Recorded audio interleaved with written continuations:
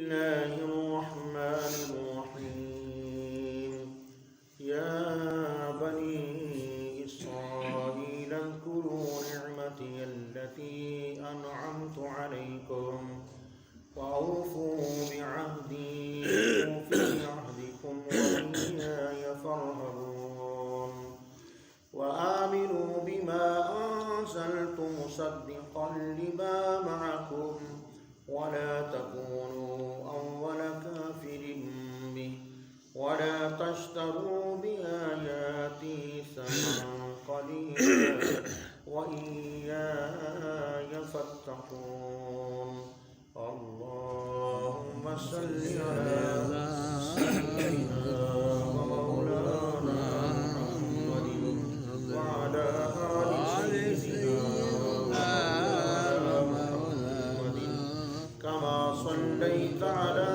إبراهيم وعلى آل إبراهيم إنك حميد مجيد اللهم بارك على محمد وعلى آل محمد كما باركت على إبراهيم وعلى آل إبراهيم إنك حميد مجيد صل على نبينا صل على محمد صل على نبينا صل على محمد صل على شفيعنا صل على محمد صلی اللہ علیہ وسلم۔ قرآن کریم فرقان حمید سورہ البقرہ شریف آیت نمبر 40 کا درس قرآن آج ہوگا۔ ارشاد رب العزت ہے یا بنی اسرائیل، اے اسرائیل کی اولاد۔ اسرائیل کون ہے؟ اسرائیل حضرت سیدنا یعقوب علیہ السلام کا دوسرا نام ہے، جیسا کہ حضرت ابراہیم آپ کو خلیل اللہ کہا جاتا ہے، سبحان اللہ۔ ہمارے آقا حضرت محمد مصطفیٰ کو قرآن کریم میں احمد بھی کہا گیا، مبشرم برسول یاتی من بعد اسمہ احمد۔ ہمارے آقا کو محمد بھی کہا جاتا ہے، لا الہ الا اللہ محمد رسول اللہ۔ اور ہمارے آقا کے اور بھی کئی نام متعارف کیے گئے، یا ایھا النبی، آپ نبی ہیں، انا ارسلناک، آپ رسول ہیں، شاہدا و مبشرا و نذیرا و داعیا الی اللہ باذنہ و سراجا منیرا، حضور کے کئی نام ہیں۔ اس طرح حضرت یعقوب علیہ السلام کا ایک نام اسرائیل ہے۔ یا بنی اسرائیل کا کیا معنی بنا؟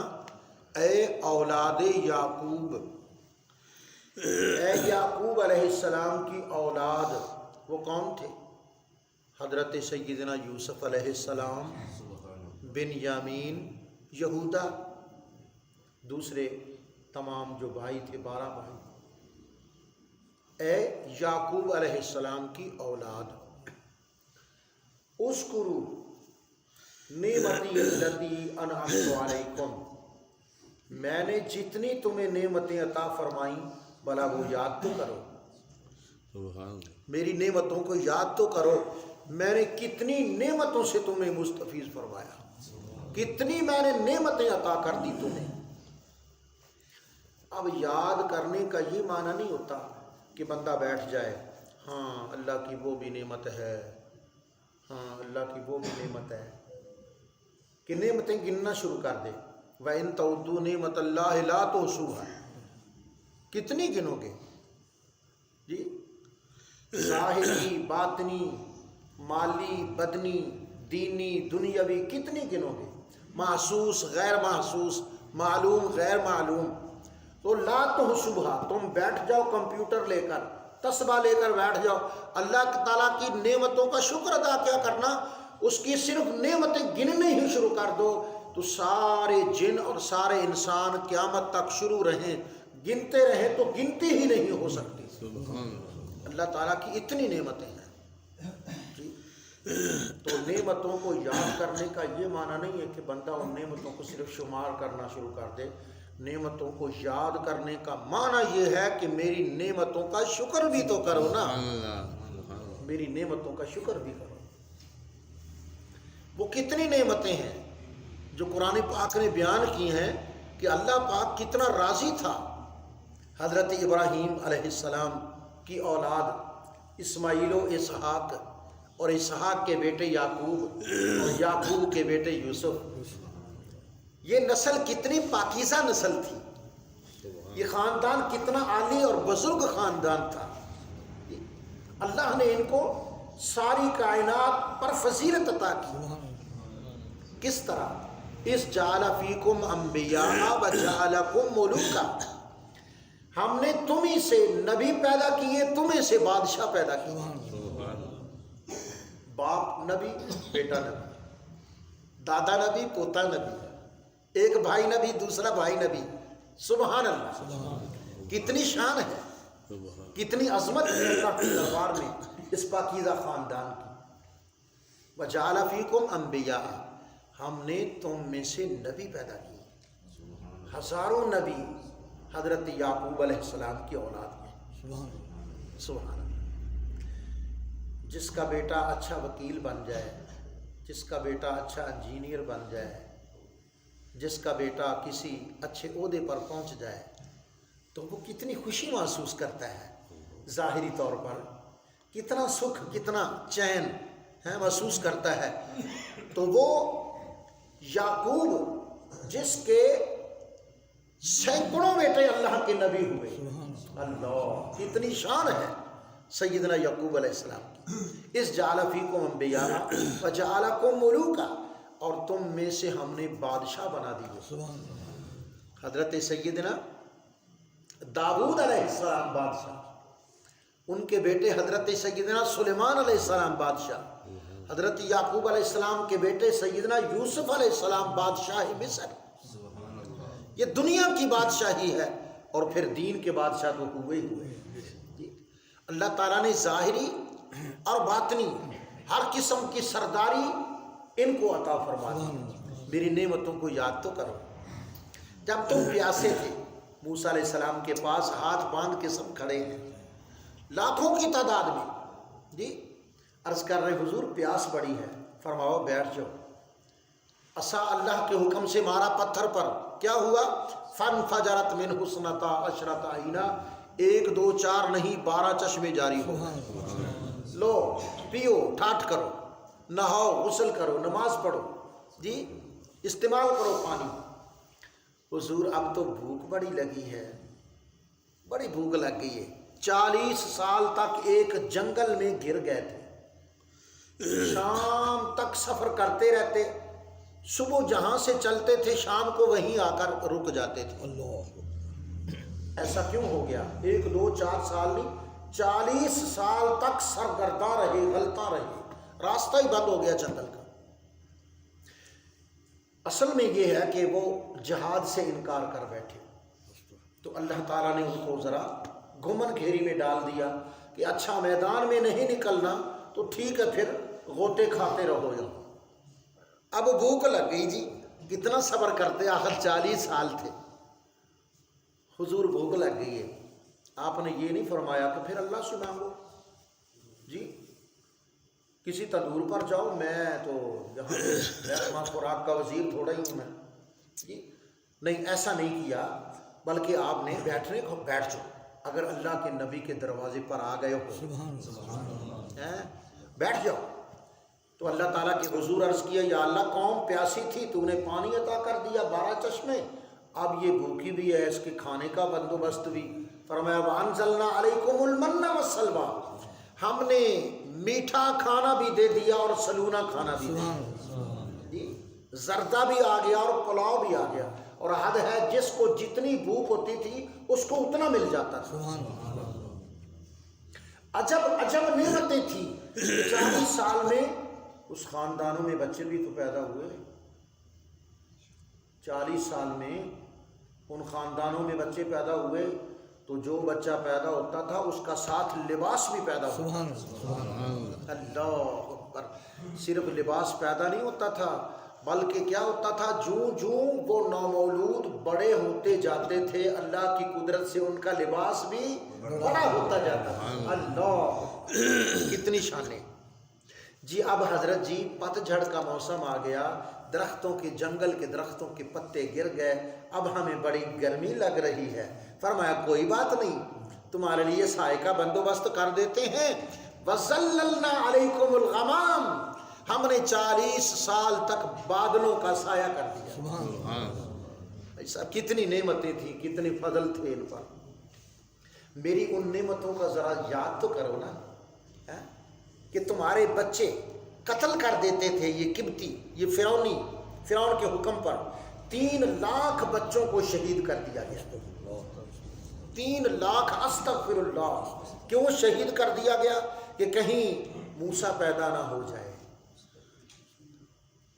پھر درباریوں نے کہا جی ہر سال پیدا ہونے والے بچوں کو قتل کر دیتے ہیں، تو جو لوگ ہماری نوکری کرتے ہیں یہ تو بوڑھے ہو گئے اور مر گئے، نئی تیاری کوئی نہیں، تو پھر ذرا اپنے قانون میں ترمیم فرمائیں، کون کرے گا خدمت ہماری، کیسے چلیں گے سلطنت کے امور؟ تو فرعون نے کہا چلو کر لیتے ہیں، 1 سال بچے قتل کر دیا کرو، دوسرے سال قتل نہ کیا کرو۔ تو جس سال قتل نہیں کرنے تھے حضرت ہارون علیہ السلام کو پیدا کیا اللہ نے، اور جس سال قتل کرنے تھے موسیٰ علیہ السلام کو پیدا کیا۔ اور حد کی بات ہے کہ اللہ تعالیٰ نے اسی دشمن فرعون کی گود میں حضرت سیدنا موسیٰ علیہ السلام کو پروان چڑھا دیا۔ اللہ خیر، یہ میرا موضوع الگ نہ ہو جائے، کتنی نعمتیں عطا کی۔ جب اس دشمن نے پھر چڑھائی کر دی، آگے دریا تھا پیچھے دشمن تھا، نہ پیچھے ہٹنے کو کہ دشمن آ گیا فوج لے کر فرعون، اور آگے کودنے کو رہے کہ آگے دریا ہے، پیچھے بھی موت آگے بھی موت۔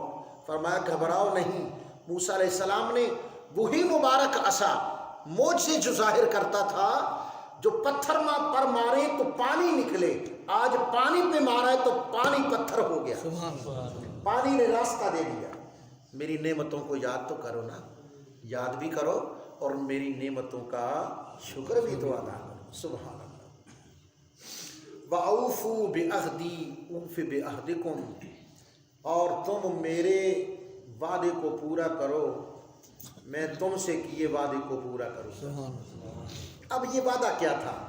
خدا نے بنی اسرائیل سے کیا وعدہ کیا اور بنی اسرائیل نے خدا سے کیا وعدہ کیا، اور یہ وعدے ہوئے اللہ کے پاک نبیوں موسیٰ علیہ السلام اور عیسیٰ علیہ السلام کے حوالے سے، کہ ان سے پوچھ لو اگر میں ان کو دین اور دنیا کی نعمتیں دے دوں، ان کو تاجور بنا دوں، ان کو عزت و اکرام عطا فرماؤں، تو پھر ان پر لازم ہوگا کہ جب میرے آخر الزمان محمد کائنات میں ظاہر ہوں تو کیا کرنا ہے؟ لَتُبَيِّنُنَّهُ وَلَا تَكْتُمُونَهُ، تُبَيِّنُهُ لِلنَّاسِ وَلَا تَكْتُمُونَهُ، لوگوں کو جمع کر کے میرے آخر الزمان پیغمبر کی نعتیں سنانی ہے، میرے حبیب کی سیرت کو بیان کرنا ہے، لوگوں کو جمع رکھنا ہے، فوج تیار کرنی ہے، حضور کی ایک جماعت تیار ہو حضور کی ولادت سے پہلے، حضور کے اعلان نبوت سے پہلے ایک مجمع جمع ہو جانا چاہیے۔ تم میرے رسول کی شانیں سنا سنا کر، ان کے فضائل سنا سنا کر لوگوں کو قائل کر لینا، جو ہی وہ ظاہر ہوں تو میرے حبیب کی خدمت میں آ جانا، ان کے ہاتھ پر بیعت کرنا، ان پر ایمان بھی لانا، ان کی مدد بھی کرنا۔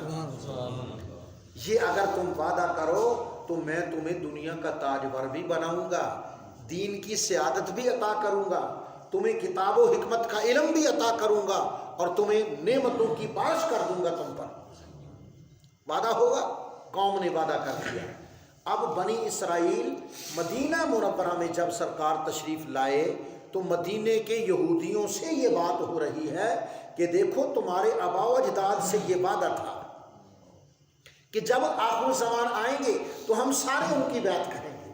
ہم سارے ان کے دین کو قبول کریں گے، ہم کو ایمان لائیں گے، ان کی مدد کریں گے، ان کی خدمت کریں گے اور ان کی جماعت مسلمین میں شامل ہو جائیں گے، ہم ان کے پیچھے اقتداء کریں گے، ان کے پیچھے نماز پڑھیں گے، جی ہم ان کے صدقے والے جائیں گے۔ تو کیا ہو گیا؟ اب انکار کر رہے ہو؟ نہ، ایسا نہ کرو، تم اپنے وعدے کو پورا کرو، ہم اپنے وعدے کو پورا کریں۔ یہ تورات اور انجیل میں وعدہ تھا، وعدن علیہ حقا فی التورات والانجیل والقرآن۔ اللہ اکبر۔ تم میرا وعدہ پورا کرو، میں تم سے کیا وعدہ پورا کروں گا۔ وَإِيَّايَ فَارْهَبُونِ، تم وعدہ کر کے مکرو نہ، مال مکر نہ جاؤ، مجھ سے ڈرو، کہ جو مجھ سے اس طرح وعدہ شکنی کرے گا نا تو خیر نہیں پھر اس کی، تم مجھ سے ڈرو۔ وَآمِنُوا بِمَا أَنزَلْتُ، اب میں نے جو نازل کیا ہے تم اس پر ایمان لاؤ جو میں نے نازل کیا اپنے پاک محمد پر صلی اللہ علیہ وسلم۔ ہم نے اپنے آخر زمان پیغمبر محمد مصطفیٰ صلی اللہ علیہ وسلم پر جو نازل کر دیا، وہ قرآن کی صورت میں ہو یا وہ حدیث کی صورت میں ہو، صرف قرآن حضور کو نہیں ملا بلکہ کتاب ملی، ساتھ حکمت بھی ملی۔ انزل اللہ علیک الکتاب والحکمت، اللہ نے حضور پر نازل کی کتاب بھی اور حکمت بھی۔ کتاب کیا ہے؟ قرآن، اور حکمت کیا ہے؟ حدیث رسول۔ قرآن اور حدیث میں فرق کیا ہے؟ اس پر تو مضمون لکھا جا سکتا ہے، لیکن میں دو لفظوں میں بات ختم کروں کہ قرآن مجید کے حروف بھی اور مطالب اور معانی یہ دونوں خدا کی طرف سے ہوتے ہیں۔ قرآن مجید کے حروف، کلمات، جملے، یہ کلام جو ہے جو بسم اللہ کی با سے شروع ہوتا ہے والناس کے سین پر ختم ہوتا ہے، یہ پاک کلام اور الفاظ یہ بھی خدا کی طرف سے ہیں، ان کے معانی، اس میں جو مطلب اور مفہوم ہے وہ بھی خدا کی طرف سے ہے۔ لیکن حدیث پاک میں حدیث پاک کے الفاظ خدا کے حضور کے ہوتے ہیں اور اس کا مفہوم خدا کی طرف سے ہوتا ہے۔ اللہ اکبر۔ تو میں نے جو بھی نازل کر دیا اپنے پاک حبیب پر، جی اس پر ایمان لاؤ۔ بھائی انکار کی گنجائش تو بنتی ہی نہیں، گنجائش بنے انکار کی تو اس کی یہ صورت ہے کہ قرآن کچھ اور کہے، انجیل کچھ اور کہے، تو پھر انجیل ماننے والے کہیں گے نا تو جی ہماری پہلی کتاب کچھ اور کہتی تھی، یہ کتاب کچھ اور کہہ رہی ہے۔ تورات والے اگر قرآن کو نہ مانیں تو اس کی وجہ یہی ہو سکتی ہے نا کہ تورات کے احکام مختلف ہوں، قرآن کے احکام مختلف ہوں۔ تو جب قرآنی تعلیمات، انجیل اور تورات کی تعلیمات، بنیادی تعلیمات ایک ہی ہیں، قل یا اہل الکتاب تعالوا الی کلمۃ سواء بیننا وبینکم، اے تورات اور انجیل والو آؤ ایسے کلمے کی طرف آ جاؤ جو ہمارے درمیان مشترک ہے، ہمارے درمیان مشترک ہے۔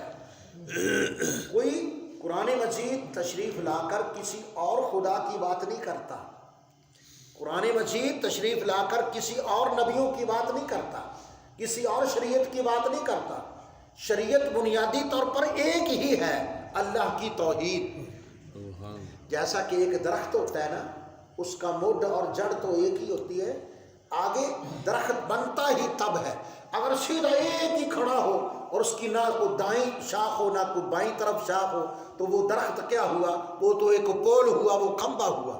تو درخت خوبصورت بنتا ہی تب ہے جب اس کی بنیاد تو ایک ہوتی ہے اور اوپر سے الگ الگ ہوتا ہے تاکہ وہ خوبصورت نظر آئے۔ تو خوبصورتی کے لیے کہیں موسیٰ علیہ السلام کا رنگ تھا، کہیں عیسیٰ علیہ السلام کا رنگ تھا، کبھی ابراہیم کا رنگ تھا اور کہیں رنگ محمد مصطفیٰ تھا۔ اس طرح خوبصورت بنا ہے۔ اللہ اکبر۔ تو جب یہ قرآن آ کر مصدق لما معکم، تمہاری کتابوں کی تصدیق کر رہا ہے، تو پھر اس کو جھٹلانے کا کوئی معنی نہیں بنتا۔ تم تورات کو کھولو تو محمد مصطفیٰ نظر آتے ہیں، اور قرآن کو کھولو تو موسیٰ علیہ السلام نظر آتے ہیں۔ انجیل کو کھولو محمد مصطفیٰ کی شان موجود ہے، اور قرآن کو کھولو تو عیسیٰ علیہ السلام کی شان موجود ہے۔ اگر انجیل کو کھولو محمد مصطفیٰ کے جلوے ہیں، اور قرآن مجید کو کھولو تو قرآن کہتا ہے وَاذْكُرْ فِي الْكِتَابِ مَرْيَمَ۔ قرآن، تورات اور انجیل اور زبور میں کوئی فرق ہی نہیں ہے، لہٰذا انجیل اور قرآن کو، تورات کو ماننے والوں، اب وہ کتاب آ گئی جس کتاب نے آ کر مہر لگا دی ہے کہ انجیل بھی خدا کا کلام ہے اور تورات بھی خدا کا کلام ہے۔ جب یہ قرآن تمہاری کتابوں کی تصدیق کر رہا ہے تو تمہیں چاہیے کہ اس پر ایمان لاؤ۔ وَلَا تَكُونُوا أَوَّلَ كَافِرٍ بِهِ، ہونا تو یہ چاہیے کہ جب ظہور مصطفیٰ ہوا، جب قرآن نازل ہوا اور قرآن والے اللہ کے شہر مکہ کو چھوڑ کر تمہارے شہر مدینہ میں جلوہ گر ہو گئے، اب تو تمہیں صدقے وارے ہو جانا چاہیے۔ سب سے پہلے تم حضور کے ہاتھ پر بیعت کرتے، لیکن تم پیچھے پیچھے کیوں ہو رہے ہو؟ وَلَا تَكُونُوا أَوَّلَ كَافِرٍ بِهِ، اچھا تو یہ تھا کہ تم سب سے پہلے مومن بنتے، لیکن تم سب سے پہلے کافر نہ بنو۔ سب سے پہلے مومن بنو، سب سے پہلے کافر نہ بنو، لیکن یہ خدا کی تقسیم ہے کہ جس کو جو شان عطا کر دے۔ یہود کا حق تھا، یہود مدینہ کا حق تھا کہ وہ سب سے پہلے مومن ہوتے، لیکن یہ شان اللہ نے ابو بکر صدیق کو عطا کر کہ وہ سب سے پہلے مومن ہوئے۔ کامل مردوں میں کون؟ سیدنا ابو بکر صدیق، اور بچوں میں کون؟ حضرت علی المرتضیٰ، خواتین میں کون؟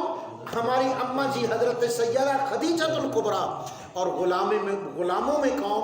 حضرت سیدنا زید رضی اللہ تعالیٰ۔ کہیے سبحان اللہ۔ اللہ پاک کتنا خوش ہوا، فرمایا والسابقون السابقون، جو سبقت لے جانے والے تھے وہ اسلام میں پہل کر گئے، فرمایا اولئک المقربون فی جنات النعیم، یہ ہیں اللہ کی بارگاہ کے مقرب لوگ اور یہی جنتوں میں موج کریں گے۔ وَلَا تَكُونُوا أَوَّلَ كَافِرٍ بِهِ وَلَا تَشْتَرُوا بِآيَاتِي ثَمَنًا قَلِيلًا، اور تھوڑی سی رقم لے کر نہ میری آیتوں کا سودا نہ کرو۔ یہود لوگوں سے، یہودیوں کے عالم پیسے لے لیتے تھے لوگوں سے اور ان کی مرضی کے فتوے دیتے تھے۔ یہ حادثہ، یہ واقعہ قرآن پاک میں کئی جگہ مذکور ہے۔ وَلَا تَشْتَرُوا بِآيَاتِي ثَمَنًا قَلِيلًا، لوگوں سے پیسے لے کر رجم کی آیت مٹا دیتے تھے تورات سے، لوگوں سے پیسے لے کر ان کی مرضی کے فتوے اور حکم۔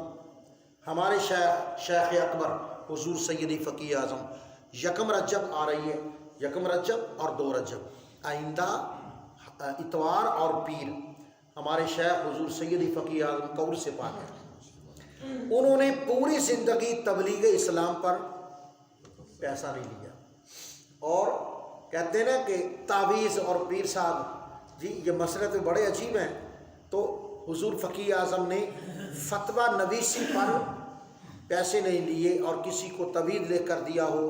آپ یہ چاہتے ہی نہیں تھے کہ میں تعویذ، آپ فرماتے تھے مسلمان خود تعویذ ہے، مسلمان خود تعویذ ہے۔ 5 وقت کی نماز پڑھو، حرام اور حلال کی تمیز رکھو، انشاءاللہ کوئی مسئلہ ہوتا ہی نہیں، وہ مسئلہ ہوتا ہی نہیں ہے۔ گڑبڑ وہی ہوتی ہے جب ہم خود الجھتے ہیں، ڈاما ڈول ہوتے ہیں، تو پھر امراض اور مسائل پریشانیاں ہماری طرف آتی ہیں۔ تو حضور فقیہ اعظم نے کبھی تعویذ پر اور فتویٰ نویسی پر کبھی ہدیہ بھی قبول نہیں فرمایا۔ وَلَا تَشْتَرُوا بِآيَاتِي ثَمَنًا قَلِيلًا، اور تم سودا نہ کرو ثمن قلیل، تھوڑے سے پیسے لے کر تم اللہ کی آیتوں کو بیچ دیتے ہو، تم آیت رجم نکال دیتے ہو، تم حضور مصطفیٰ صلی اللہ علیہ وسلم کا جو تورات اور انجیل میں حلیہ اور شان اور سیرت بیان کی تھی اس کو ذرا مٹانے کی کوشش کرتے ہو۔ جی ایسا کیوں کرتے ہو؟ ایسا نہ کرو۔ اچھا اب ثابت ہوا کہ تھوڑی سی رقم لے کر اللہ کی آیتیں بیچنا منع ہے، حرام ہے، تو تھوڑے سے پیسے لے کر بیچنا حرام ہے، تو زیادہ پیسے لے کر بیچ لیتے ہیں، تو پھر یہ تو جائز ہوگا نہیں، وہ بھی جائز نہیں۔ تو جب یہ جائز نہیں ہے تو پھر کیوں فرمایا گیا کہ تھوڑی رقم لے کر نہ بیچو؟ بھائی خدا تعالیٰ کی جو ساری دنیا ہے یہ کیا ہے؟ پوری دنیا، شرق غرب شمال جنوب تحت فوق، یہ سارا جو اللہ نے کھیل رچایا ہے. اللہ کی نظر میں الدنیا متاع قلیل ہے جی. تو ساری دنیا اگر لے کر بھی کوئی قرآن کریم کی یا تورات اور انجیل کی ایک آیت یا ایک جملہ بولے تو اس نے بڑا مہنگا سودا کیا ہے. یہ کوئی معمولی بات نہیں ہے. خدا تعالیٰ کے حضور ساری کائنات کی دولت قلیل ہے، کثیر نہیں ہے. یہ سمجھانے کے لیے کہا وَلَا تَشْتَرُوا بِآيَاتِي ثَمَنًا قَلِيلًا وَإِيَّايَ فَاتَّقُونِ. اور تمہیں چاہیے مجھ سے ڈرو اور میرے کیے ہوئے وعدے کو پورا کرو. پھر دیکھنا ہم کس طرح اپنے وعدے پر پورا اترتے ہیں جی. لَإِن شَكَرْتُمْ لَأَزِيدَنَّكُمْ. میری نعمتوں کا شکر کر کے تو دیکھو ہم اپنی نعمتوں میں کس قدر اضافہ کریں گے. تم پر کرم بالائے کرم کرتے جائیں گے. وصلی اللہ تعالی علی حبیبہ محمد و آلہ و اصحابہ.